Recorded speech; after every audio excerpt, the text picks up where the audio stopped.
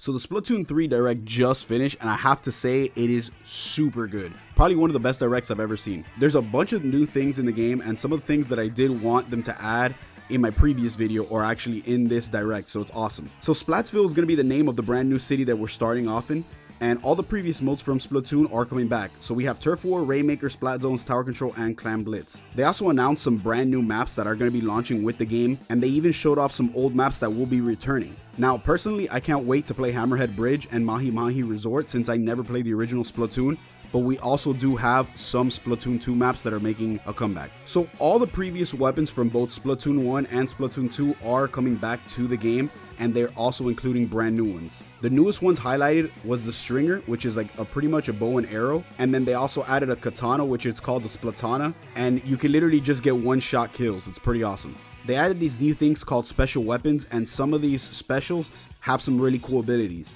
They showed off a special that has these really cool beams that shoot. They didn't show off what it was called, but they also have one called the Tacticooler, which works as a vending machine. It'll throw soda cans at you, and every time you pick them up, you get boosts to go faster. You also have the Wave Breaker, and it shoots out these waves that shows off also where everyone is in the map in that area.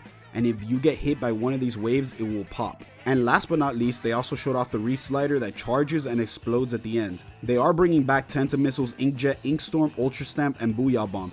Unfortunately, the only one that is not coming back is my favorite, which is the Hamster Ball. Well, at least I call it the Hamster Ball. All the shops in the previous titles are coming back. You can buy clothes, shoes, and weapons, but now you have a brand new area in the game called the Locker Room. You can customize the Locker Room however you'd like. You can put weapons, you can probably put shirts, literally whatever you want inside the locker, and even pictures. Stickers included, but if you want to buy any of these things, you could also go to this brand new store called Hotlantis and customize your locker room with those. And one of the craziest things is that fact that merch grew up in 5 years. Like, yo, he is so big now. The new multiplayer menu for Splatoon looks beautiful. It's a huge upgrade from Splatoon 1 and Splatoon 2. It looks super clean and professional. You can now play Turf War and Ranked with friends, which is one of the biggest things that everybody wanted.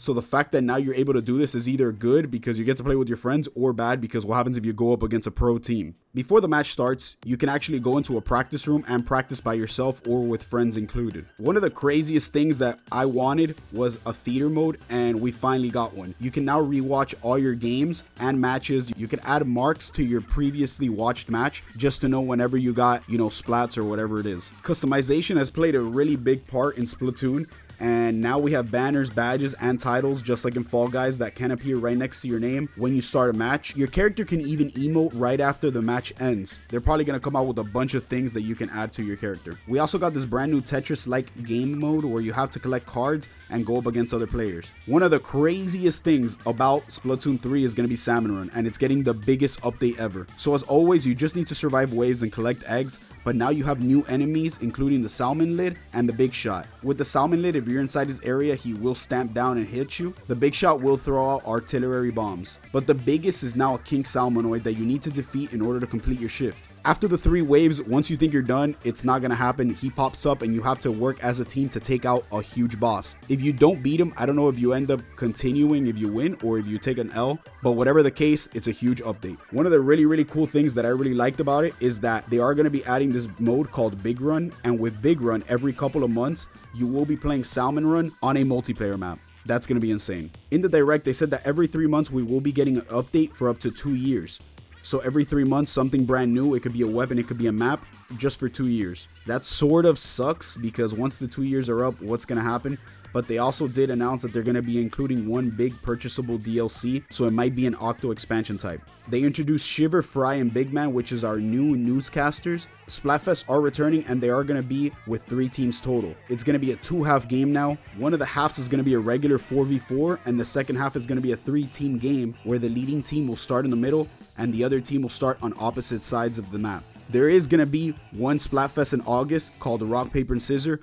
So I'm guessing that that's like a test fire. That is literally everything from the Splatoon 3 Direct. There was so much news and it was just crazy. I'm super excited to play it. Let me know in the comments below if you guys are going to be buying the game day one and what is it that you're looking forward to the most. Please subscribe for a lot more content, and I do appreciate everybody who watched it. I'll catch you guys in the next one. Peace!